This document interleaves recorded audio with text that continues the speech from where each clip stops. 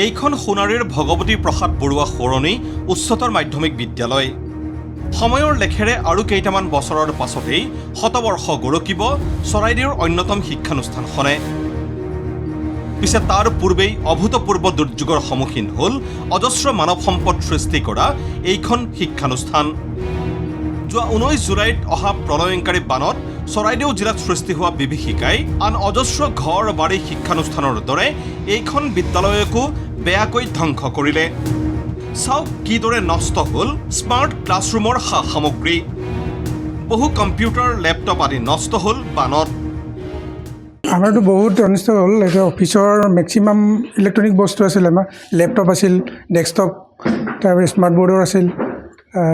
সেইখিনি বহুত বস্তু নষ্ট হৈছে। আমাৰ UPS নষ্ট হৈছে, ইনভাৰ্টাৰ আছিল, বেটেৰী আছিল, তেনেকৈ ধৰণৰ বহুত আৰু মানে বহুত কিতাপ বহি তেনেকৈ বহুত নষ্ট হৈছে।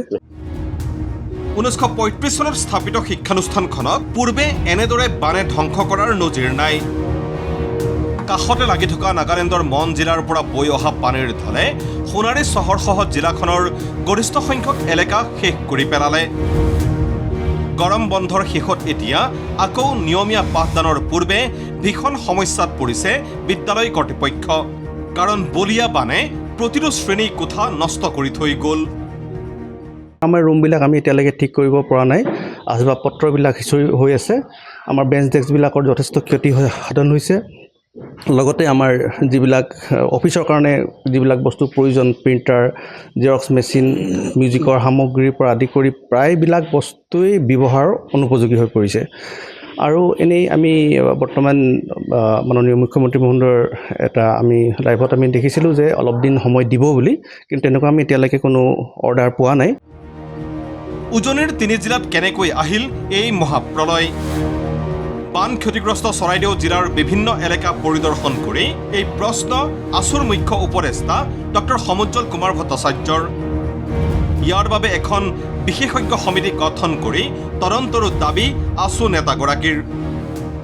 অসম চৰকাৰে গতানুগতিকভাৱে যি ধৰণে সাহায্য দি থাকে বা গতানুগতিকভাৱে যদি পুনৰ সংস্থাপনৰ ব্যৱস্থা কৰিলে সেইটো কাম কৰিলে কিন্তু নহ'ব। এইবাৰ গতানুগতিক ব্যৱস্থাই কোনো কামত নিদিব।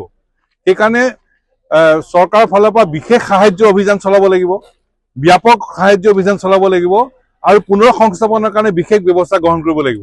প্ৰধানমন্ত্ৰী নৰেন্দ্ৰ মোদী ডাঙৰীয়াই হওক বা গৃহমন্ত্ৰীয়ে হওক, আগতে নিৰ্বাচনৰ সময়তো সপ্তাহত দুবাৰকৈ আহে। এতিয়ালৈকেতো প্ৰধানমন্ত্ৰীও নাই, গৃহমন্ত্ৰীও নাই। আৰু ঘটনাটো হ'ল কিয়? কি কাৰণে হ'ল ঘটনাটো? তাৰ কাৰণে IIT গুৱাহাটী বিশ্ববিদ্যালয়, ডিব্ৰুগড় বিশ্ববিদ্যালয়, তেজপুৰ বিশ্ববিদ্যালয় আৰু এই বিভাগত জড়িত থকা বিশেষজ্ঞসকলক জড়িত কৰি এটা তদন্ত কমিটি গঠন কৰিব লাগে, এটা ফেক্ট ফাইণ্ডিং টিম এটা গঠন কৰিব লাগে। ঘটনাটো কিয় হ'ল সেইটো আমি জানিব লাগিব। ইপিনে আজি 12 দিনে প্ৰায় নিস্তব্ধ চৰাইদেউৰ সদৰ চহৰ সোণাৰী। চহৰখনৰ সকলো ফালেই কেৱল বানে সপোন ভাঙি চুৰমাৰ কৰা দৃশ্য। প্ৰতিখন ব্যৱসায়িক প্ৰতিষ্ঠানত লোকচান হ'ল হাজাৰৰ পৰা লাখ লাখ টকাৰ সামগ্ৰী। এইখন সোণাৰী নগৰৰ শব্দ প্ৰকাশ নামৰ প্ৰিণ্টিঙৰ প্ৰতিষ্ঠান। কিন্তু আকস্মিকভাৱে অহা বানে এতিয়া শব্দহীন কৰিলে ইয়াৰ গৰাকীক। প্ৰায় 9 লাখ টকা ব্যয় কৰি অনা এটা প্ৰিণ্টিং মেচিনৰ লগতে আন সামগ্ৰী ডুব গৈছিল পানীত। ঋণ লৈ ব্যৱসায় আৰম্ভ কৰা এইসকল যুৱক এতিয়া নিজৰ ভৱিষ্যতক লৈ হৈছে চিন্তিত। আপোনাৰ ইয়াততো এবুকুমান হ'ব, মানে আমাৰ এইটো মেচিন সম্পূৰ্ণ ডুব গৈছে। হয়, এইটো নতুন মই যোৱা বছৰ অনা হয়। এইটো মেচিন সম্পূৰ্ণ ডুব গৈছে। কিমান টকা লৈছিলে? এইটো আপোনাৰ 9 লাখৰ ওচৰতে লৈছে। আপোনাৰ প্ৰায় 18 লাখ টকামানৰ লোন আছে আমাৰ। তাকে এতিয়া চিন্তাত পৰিছোঁ, মানে কেনেদৰে আগবাঢ়ো। ধৰক সম্পূৰ্ণটো শেষ হৈ গ'ল। আমিতো এনেই এতিয়ালৈকে ওলাইছোঁ আপোনাৰ প্ৰায় 60 লাখ টকামানৰ ক্ষয় ক্ষতি হৈছে বুলি। একেদৰে সোণাৰীৰ এইখন বস্ত্ৰ বিপণীৰ ভিতৰত সেই সময়ত এককাল পৰ্যন্ত পানী হৈছিল, যাৰ বাবে ব্যৱসায়ীজনৰ নষ্ট হ'ল কেইবা লাখ টকাৰ কাপোৰ। প্ৰথমতে আপোনালোকক ক'ব বিচাৰোঁ, মোৰ দুখন দোকান আছে আৰু মোৰ ঘৰো আছে। মোৰ ঘৰতো সমান্তৰালভাৱে পানী এককাল হৈছিল আৰু মোৰ দুইখন দোকানতে এককাললৈকে পানী হৈছিল। হোৱাৰ ফলত কি হৈছে, মোৰ ঘৰৰ বস্তুটো নষ্ট হৈছে, মোৰ দোকানৰো হৈছে। মই কোনফালে চাম? মই কোনফালে মিলাম? মোৰ এটা পৰিয়াল আছে, মই চলিব লাগিব, নহয় জানো? মই কোনফালে চাম, কি কৰিম? মোৰ এই ক্ষতি যিখিনি হৈছে মই কাৰ ওচৰত হাত পাতিম? মোৰ এতিয়া দোকান মোৰ ইমানখিনিলৈকে পানী হৈছে। ইয়াৰ মোৰ মাল আছিল, মোৰ আৰু এখন দোকান আছে সেইটো পাৰে, সেইখন দোকান, মোৰ 2খন দোকান লগাই অতি কমেও 10 লাখ টকাৰ ওপৰত মোৰ লোকচান হৈছে। এয়া মাত্ৰ দুটামান উদাহৰণহে। ভয়ংকৰ বানত চৰাইদেউ জিলাখনত যি বিভীষিকাৰ সৃষ্টি হ'ল সেয়া হয়তো নেদেখাজনে বিশ্বাস নকৰিব। সপোনৰো অগোচৰ এক মহা দুৰ্যোগে নিমিষতেই শেষ কৰি গ'ল হাজাৰ হাজাৰ জনৰ সপোন। সোণাৰীৰ পৰা মৃদুপৰ্ণ গগৈৰ ৰিপৰ্ট ND24।